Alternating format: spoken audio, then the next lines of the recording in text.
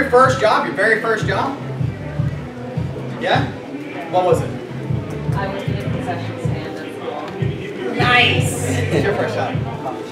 Coffee shop? Camp? Yes. Oh, I love it. What kind of camp? Camp counselor. Camp counselor? I was a camp counselor. What kind of camp? I guess, I just did like international. Yeah? Yeah. I was I forgot international camp? yeah. I was a camp at, they called it nerd camp.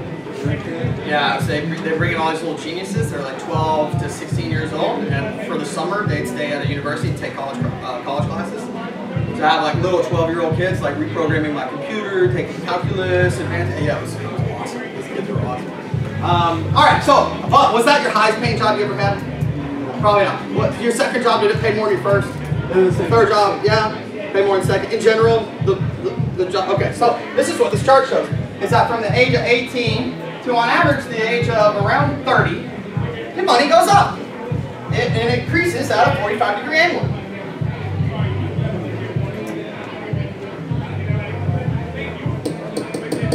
Does this keep happening forever? Does this just fucking go off to the moon? Oh, what happens? So, yeah, once you adjust for inflation, which is rampant, this flatlines. For not a very long time, only about 45 years. Right? And then, what's the age of retirement? What's the average here now? 65, 66. They just raised it in the UK to 72, I think. Yeah. How many people do you know above 65 that can't retire because they don't have enough money? Yeah. It's crazy. It's great. Yeah.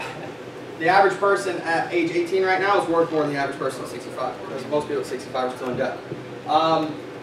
So you retire. So let's say you retire at 65. You're one of the lucky ones. You worked 45 years.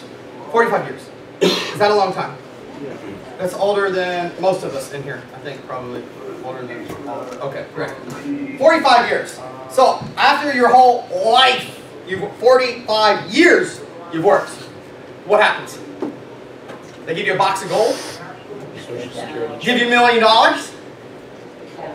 Huh? They at least keep your income the same, don't they? Lowers out. No, it goes down. It goes down. It goes down. Oh, you have Social Security for $200 a month. That's fantastic. That's phenomenal. Yeah? So it goes down. How much does it go down by? 6%. This is crazy. You want to hear an actual statistic? When I started running this meeting 8 years ago, the number was half. 1/2. You know what it is today? In 2015, take all the people from the EU and from America. 2015, all the people that retired at 65, the average person's income went down 80%. Yeah. Awful. And then, you know, well, you know how that ends, right? And I read this chart, and you know, I didn't get started in this business because I was super excited about, you know, knocking on doors or going into Walmarts or in a Verizon shop. I just wanted off this because I saw that my family was on this, you know, and I saw the grind of this. You know, my mom's a nurse, and I just saw this every day. You know, wake up, go to work, come home. Wake up, go to work, come home. Wake up, go to work, come home. Wake up, go to work, come home.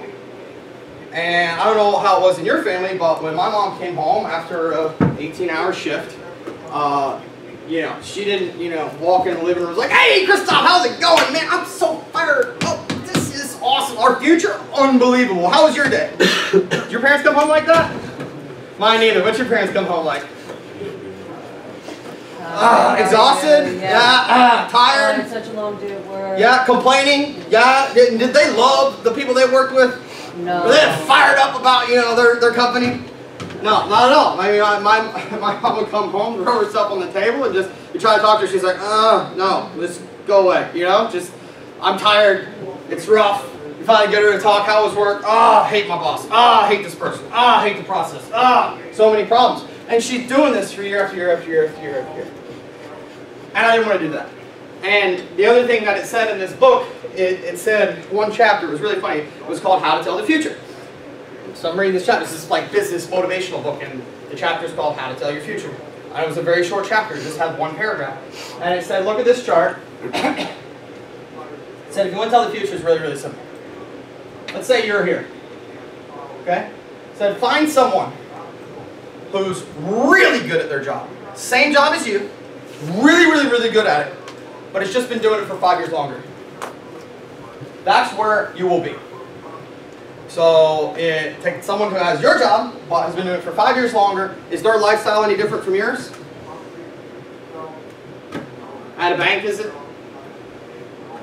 My dad's colleagues that have been doing the same job but 5 years longer, do you think their lifestyle was any different? Do you think their house was bigger? Do you think their car was different? It's 5 years older, but right? Other than that, it was pretty much the same. And I said that's how you can tell if you're on this plan or you're not on this plan. And for me, like I said, I wasn't super excited about doing sales. I was just looking for a way off this plan. And I would have done anything, I mean anything, as long as it was legal and ethical and moral, to get off this plan. You know, if they had said, Christoph, join the military, go to the desert, like get shot at, but you'll get off this plan, I probably would have taken that risk just to get off this plan. And when I started in this company, I looked at my manager, and I looked at the regional above him, I looked at the vice president above him. They weren't here. They were like here. And so I said, the future. This is where I can be. And that's why we're excited. And our real mission here is to get as many people off of this plan as possible. Juice? Juice. All right, take a 5-minute break, 7-minute break, go use the bathroom, whatever, and then we're going to go through our opportunity specifically.